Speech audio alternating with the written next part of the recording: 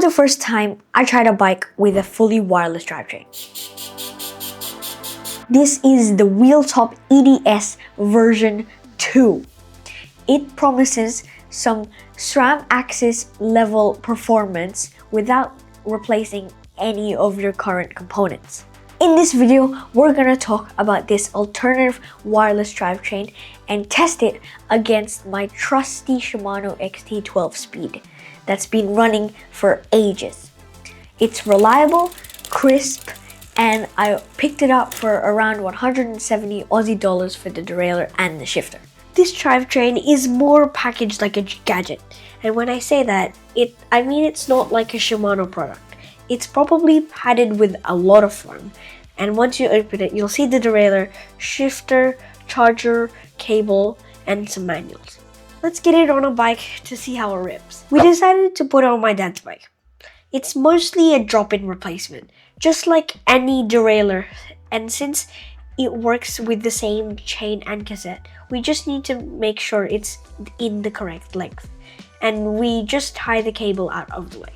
One thing that made it slightly harder though is it doesn't have the switch to turn on or off the clutch like Shimano, or the button that holds in the cage like SRAM. So it's sort of hard to remove and take off your wheel, and it's just a little bit more precarious because you have to be careful that you don't lose your finger. In this case, we needed to shorten it because the chain slack on the hardest gear is quite a bit, and I'm pretty sure one of the pulleys, the higher one, has one less teeth than the XT. Did I mention that this drivetrain goes from 3 speeds to 14 speeds? I haven't even remotely seen a 13 speed cassette, let alone a 14 speed, let alone a 3 speed. Lil bro is future proofing for 2030. Okay guys, so we just got it out of the box straight, put it on the bike, like out of the box. Haven't seen it shift on any bike yet, so we'll see how it goes. No setup yet. Okay, first shift. Let's do this. Oh boy, that is quick. It's super sensitive too. And snappy.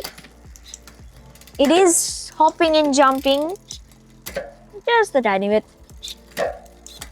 But considering this is out of the box, no adjustments, nothing, that's very impressive. Wait, let's just see how fast this actually is. Ready? Ooh, I reckon that was like under 2 seconds. Let's see, go up, go up, go up. Ooh. Honestly, a little bit of crunch. Not too much, but for out of the box, that's not bad at all. Oh boy, I'm actually very impressed. Very, very impressed. That is kind of intimidating too. It's like super quick. I'm not sure, I might have to check in the app because one of the features is you can put it in like a race mode, and there's also a normal mode. Race mode, like the battery goes down quicker, but obviously since it's race mode, it's quicker. I'll have to check, but either mode, still kind of fast. I'll be more impressed if this is normal. This is quick. If this is normal, I'm scared to try in race mode. And speaking, I feel like that's one of the things with like wireless drivetrains overall. And this is sort of like a checkmate because with a mechanical drivetrain, you can adjust a bunch of stuff. You got your tension screws, B gap, all that stuff. You can make it shift accurately, but it won't be not nearly as fast as this.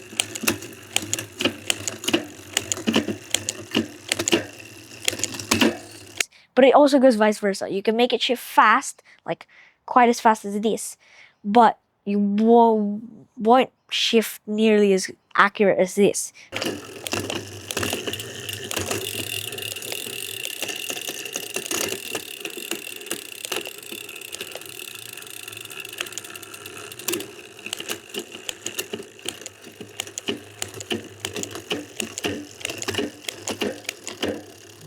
and this is straight out of the box. But with wireless shifting, correct me if I'm wrong with all those T-types and stuff, I think it could be even better. This does both at the same time. Because you can, well, this is just normally fast. You can't make it slow. I mean, you can change the modes, but this is just fast. It doesn't change speeds because there's no wire, there's no modulation in the lever. But what you can change is if it's accurate. So if there's only one variable that you can change, then it's going to be good at both. So we're out of the stand now. We're just chilling in the park because I got a bit too excited that I couldn't get on the trails yet. But anyways, I've just been shifting this a couple of times on the e-bike, on my dad's e-bike, with the shifter, right? I'll tell you about the shifter. 3 things. 1, it's very sensitive. 2 is just the ergonomics, right?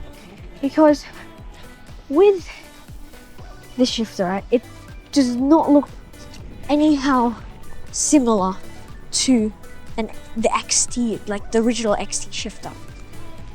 This is a lot more square, compact. It's, you can see, right?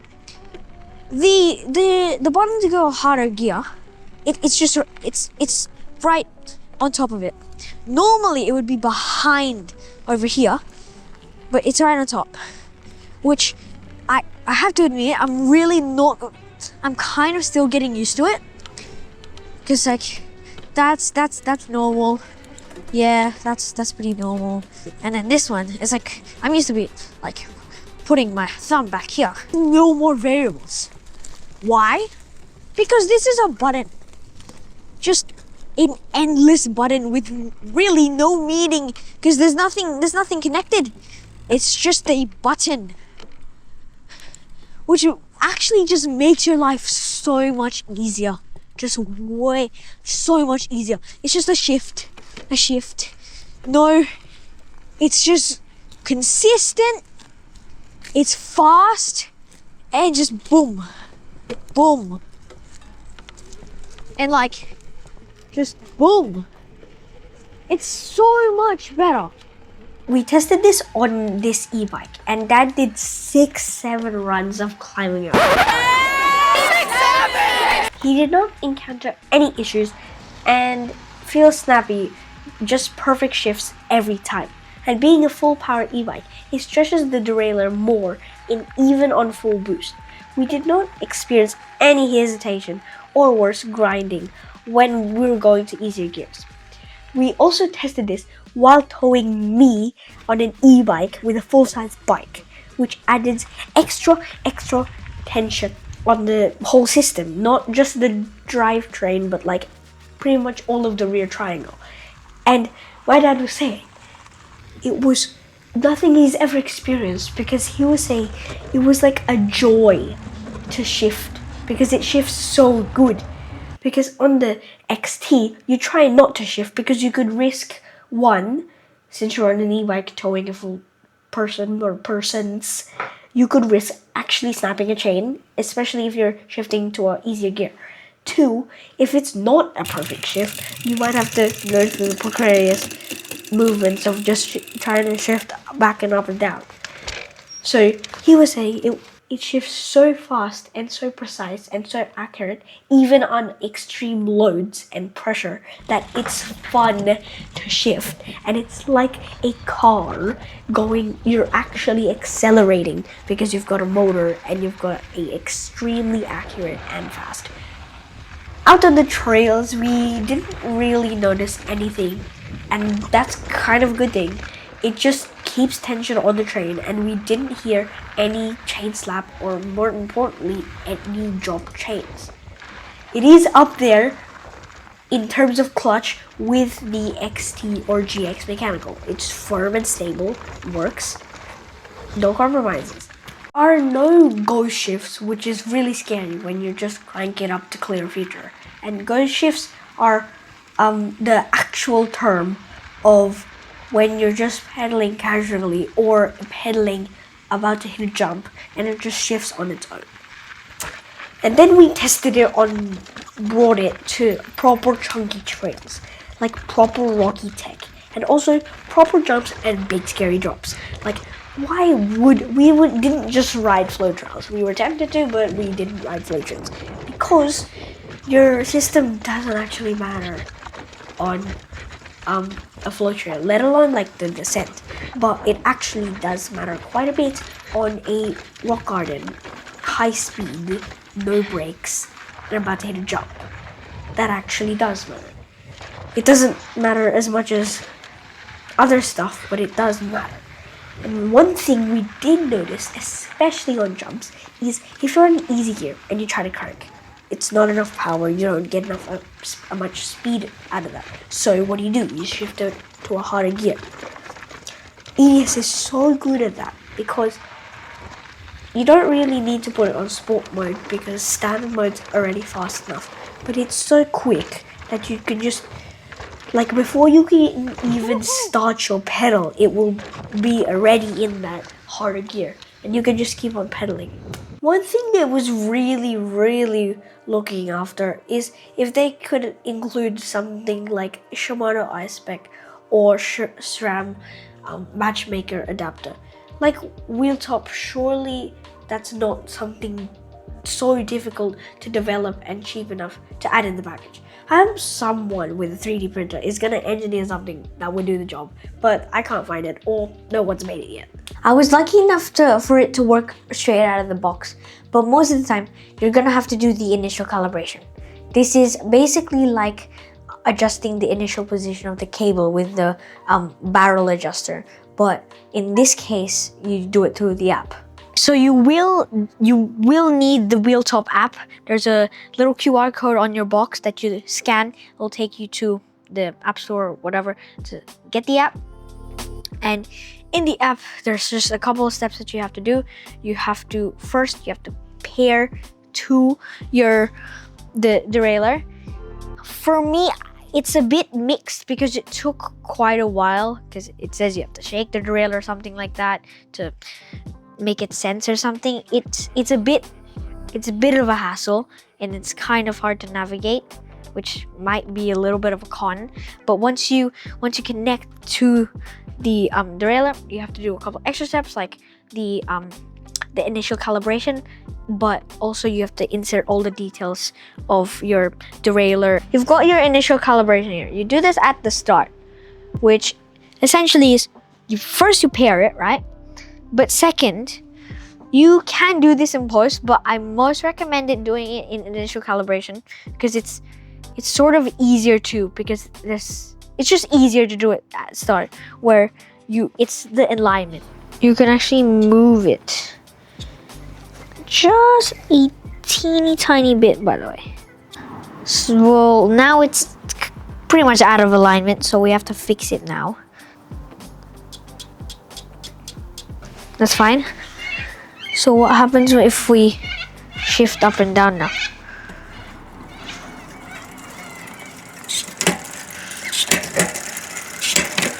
Okay, I think it's back in alignment now. If we see any gears that's a bit awkward, or should we do that one? Okay. Then everything seems to be fine now. I think it was just that first and second gear that was acting a little bit wonky. Okay, so what we found is when we're doing this initial calibration, when we're trying to do it again, is whenever you're doing the initial calibration, do not touch the shifter. Do not touch the shifter. When you're trying to test each gear, you always use the app. Because when you touch the shifter, it messes everything up. And I mean everything. Like when you, for example, right? Which is exactly what happened to us. We just finished aligning this first gear, right? Then we wanted to see how the other gears are. So if we need to align that, right? So we shift up. And then we shift back down again. And now everything is messed up. It won't shift to the first gear. So always use this through the app to shift. This little module here. You always use that to shift. Until it's first. Until you like do this. Then I'm pretty sure you can click the shifter now. Yeah. I need to charge it. So this is how you adjust the high limit screw, which is like found right there. Because in this case, it won't go to the easiest gear because it's limited by this limit screw. Just look what happens when you try to shift it one more gear. It just makes one of the most annoying sounds ever. It's just like because it doesn't want to shift up because of that high limit screw. So what we have to do now is just adjust it, make that screw a little bit move there. The B-gap adjustment is very important because it's the distance between the biggest cog and the highest pulley. So if you make this, this is important because you don't want your chain to get sandwiched between the two, but you don't want it to be too loose. It's a bit different with Shimano because Shimano there's a little score that comes with any Shimano drivetrain that you just align and you just put a torch on there. But this one does not. So the most convenient way is to get an Allen key of X amount of millimeters and you stuff it in there and see like how far it is and you test it. There is a video out there that says you should do 8 to 10 millimeters, which we did, but it doesn't seem to work very well. So we just settled with 5 millimeters. The clutch is pretty strong, but if you do want to tighten or loosen it, you can just remove the little plastic cover with a 2mm and adjust the clutch tension screw with another 2mm. There is a fine-tuning part of the app, but only do this in certain scenarios. For example, if you have 2 gears, only 2 that is messed up, then you use fine-tuning. If it's anything else, like 3 or 4 gears, then you already know the problem is you've either done your initial calibration wrong, like you haven't aligned it right, or it could be limit screws. If it's only 2, that's when you use fine-tuning. But even though fine-tuning is still a really good feature because you can't adjust individual gears, you can't adjust the value. So once you finish your initial calibration, each gear has a value ranging from 0 to 1500. So each gear has a value. You can adjust that value and that will like change the gear individually.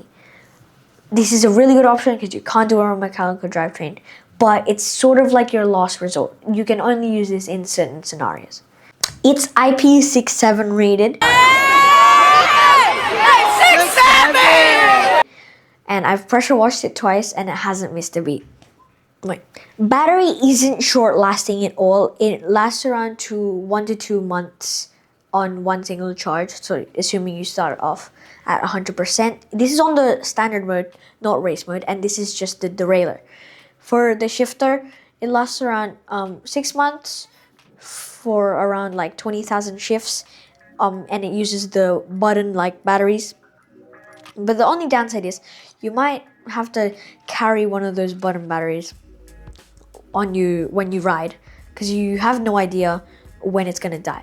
It's not in the app what percentage it's on, so you might have to just carry one just in case. And you don't need a screw. You don't need a screw to open the button battery. It's just a little coin thingy. I just fact checked myself. I looked through the app and it does show you some type of reading. It says voltage. So mine's on 3 watts. I don't know what that means. I'm assuming when your battery like starts to die, it's gonna go down. I'm not sure. Throughout the video, I've only mentioned 3 like cons or some things that could be bad with the derailleur. Some are major, some are not really. So the first thing is the battery is on the derailleur. It's only rechargeable. It's not swappable. Honestly, this could be a good thing, but it also could be a bad thing because first of all, could be a good thing because you don't have to carry batteries because you might lose the battery, but also could be a bad thing because like your derailleur might die because if you didn't check what percentage is on and then you have no battery to swap it out. But honestly, for me, it's a good thing because if you just monitor and you just check every once in a while what battery percentage your derailleur is on, then it's just better. The second thing is the branding on the derailleur, so the OX logo, is quite loud. It's just very screamy. It's very big and bright. I can tell that they were getting it from the XT, because the XT is like the same. It's just the black logo and then you've got your little XT writing.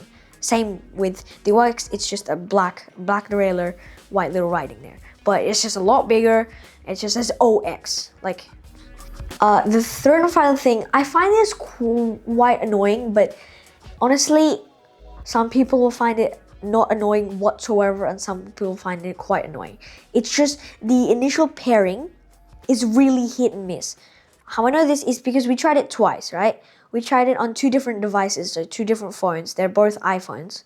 The first time, it just took forever. Just did not work at all. It just said, oh, shake the derailleur, it's gonna pair. Okay, and it just couldn't work. So we decided to move it on into another device, deleted the WheelTop app on the first device, installed it into another one, and then, like, literally, I'm not even joking, it just said, whenever it says, oh, pair your device on your phone, as soon as I, like, clicked pair, it just came up. Like, it's very hit and miss, but I reckon if it does take a while, you will get it eventually. Like, you don't have to get a warranty or anything. You will get it eventually.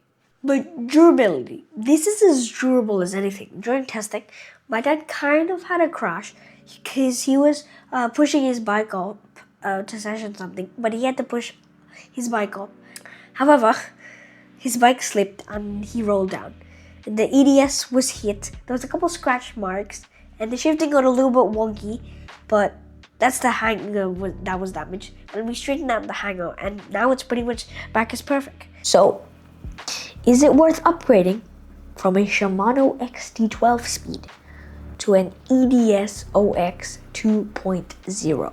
If you want to clean up your cable, ditch wires, and you want to like go wireless without going full access, go for it. 100% good option. I would highly recommend. If you have like a GX mechanical drivetrain, you can definitely consider the GX AXS upgrade kit. But at the same time, that's twice the price of this guy. So like, consider your options. I feel like this really benefits a lot for Shimano riders like me, because you don't have to change much with the EDS OX. My point is, right, if you go to an AXS, even more T-type, first you have to check if your bike's UDH compatible. Second, you'll have to change your cassette. You have to change. You can't just buy a upgrade kit. You'll have to change like your chain. You have to get like a flat top chain. You have to get a bunch of extra stuff just to run T-type and even normal AXS.